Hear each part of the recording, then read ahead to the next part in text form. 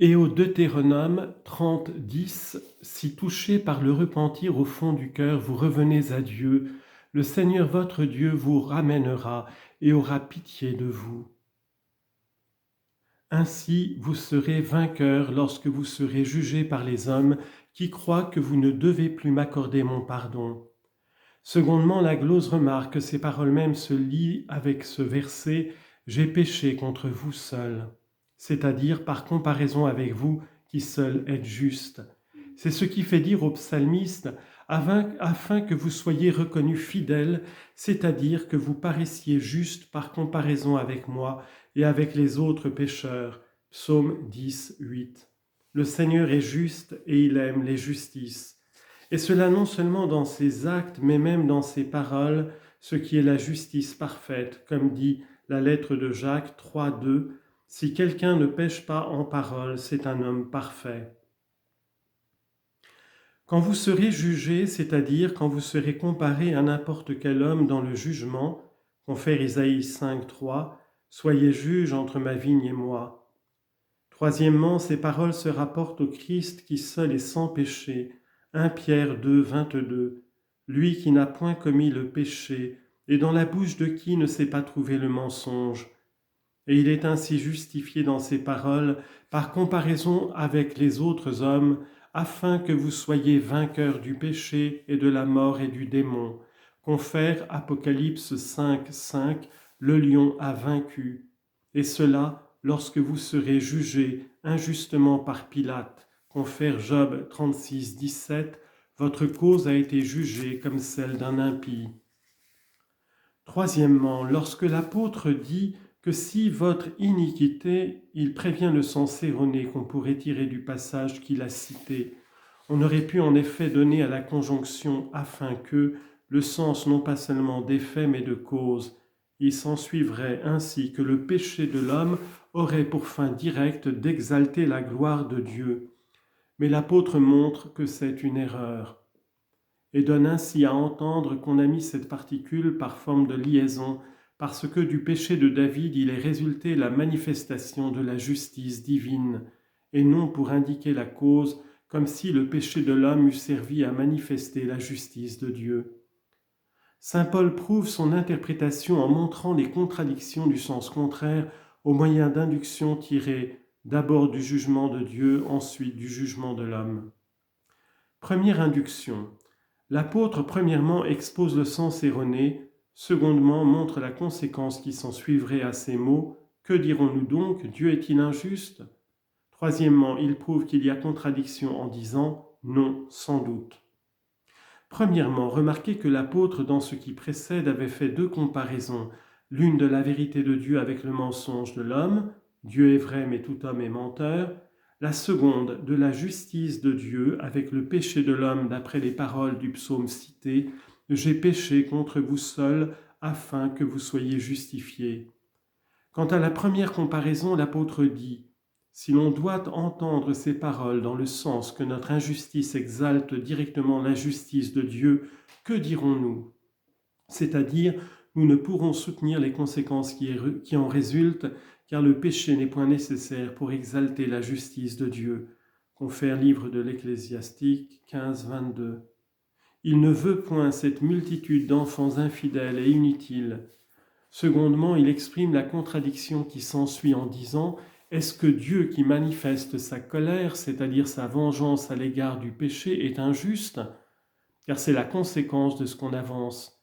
Si en effet le péché avait pour fin directe d'exalter la justice, il ne serait pas digne de châtiment mais de récompense, et Dieu, en punissant les hommes pour le péché, se montrerait injuste en opposition avec ce qui a été dit au Deutéronome 32, 4, Dieu est fidèle et sans aucune iniquité. Troisièmement, l'apôtre repousse cette contradiction en disant « Non, sans doute, à Dieu ne plaise qu'il soit injuste ». Je parle à la manière des hommes, c'est-à-dire si je profère ces paroles, ce n'est point à mon sens, mais dans le sens d'un homme qui s'égare ainsi qu'il est dit, 1 Corinthiens 3, 3, « Puisqu'il y a parmi vous des jalousies et des contentions, n'êtes-vous pas charnels ?» Mais il montre qu'il ne faut point parler ainsi en ajoutant « Autrement, c'est-à-dire si Dieu est injuste, comment sera-t-il le juge du monde ?» c'est-à-dire comment pourra-t-il être le juge universel et suprême du monde? Car celui qui est premier et supérieur d'une manière absolue a pour attribut nécessaire l'infaillibilité, comme le premier moteur l'immobilité. De là, psaume 95, 13, il jugera l'univers dans sa justice. Le livre de Job 34, 12 présente un argument semblable. Certainement, Dieu ne condamne pas en vain et le Tout-Puissant ne renverse pas la justice. En a-t-il mis un autre à sa place sur la terre? C'est-à-dire, s'il ne jugeait pas selon la justice, il faudrait dire qu'il y a un autre juge du monde. Il donne la même preuve au moyen d'une induction tirée maintenant du jugement de l'homme. Premièrement, il expose de nouveau le sens erroné des paroles citées. Deuxièmement, il en déduit la fausse conséquence à ces mots. Pourquoi donc me condamner encore? Troisièmement, il montre qu'il y a contradiction en disant « dont la condamnation ».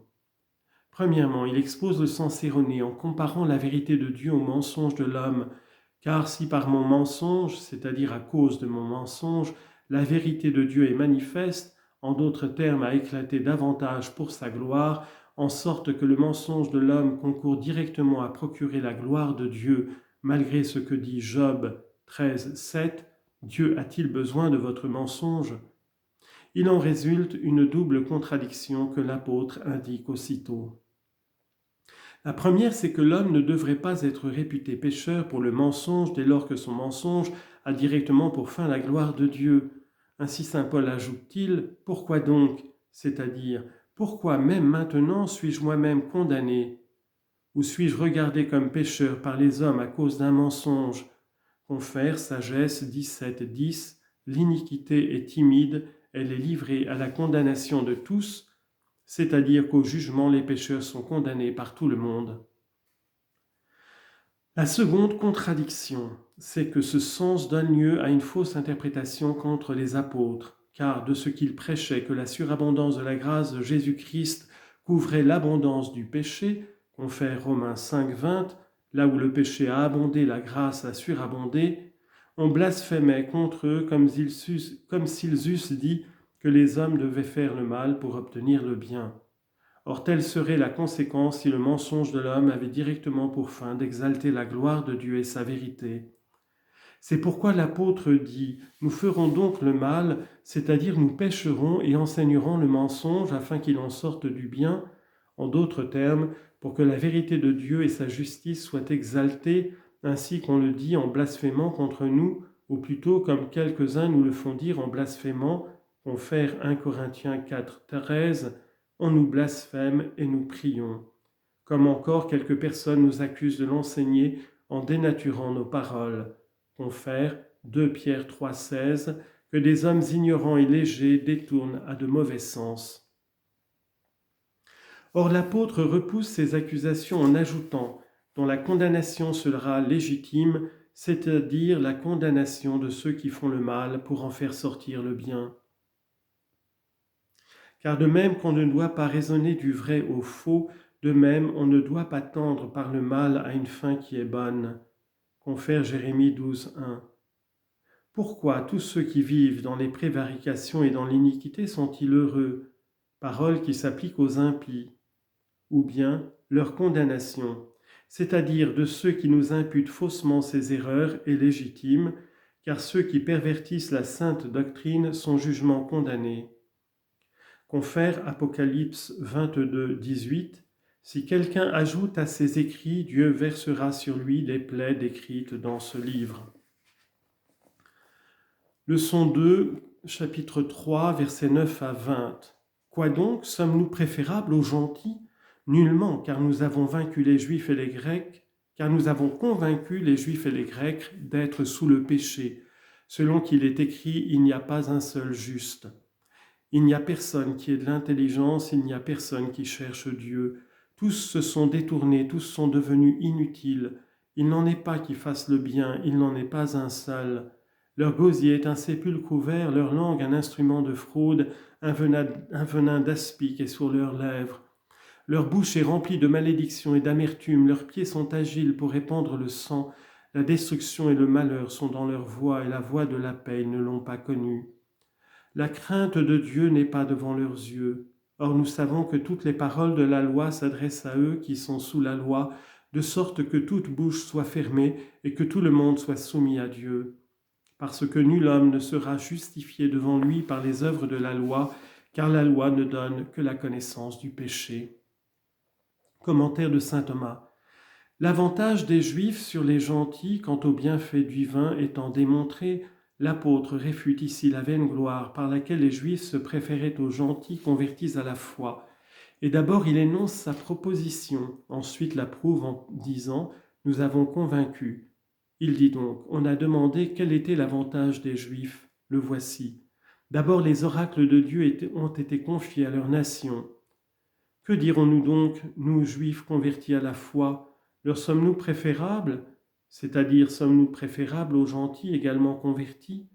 Tel était le sujet de la dispute, confère Luc 22-24, et il s'éleva une contestation entre les disciples de Jésus, lequel d'entre eux était le plus grand. L'apôtre répond nullement.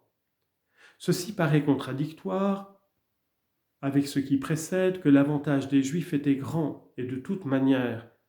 Mais on répond dans la glose que la parole de saint Paul s'applique à l'état où se trouvaient les Juifs au temps de la loi, tandis qu'il parle ici de l'état selon la grâce, car comme il le dit aux Colossiens 3-4, en Jésus-Christ, il n'y a plus ni juif ni gentil, ni circoncis ni incirconcis. C'est-à-dire il n'y a plus de différence quand il s'agit de l'état de la grâce. Cependant, cette réponse ne paraît pas entièrement conforme à la pensée de l'apôtre, parce qu'il fera voir plus loin que même pendant que les Juifs étaient sous la loi, ils étaient esclaves du péché, comme les gentils et peut-être même davantage, confère Ézéchiel 5.5, « Voici cette Jérusalem, je l'ai établie au milieu des nations, et ces terres l'environnent au loin.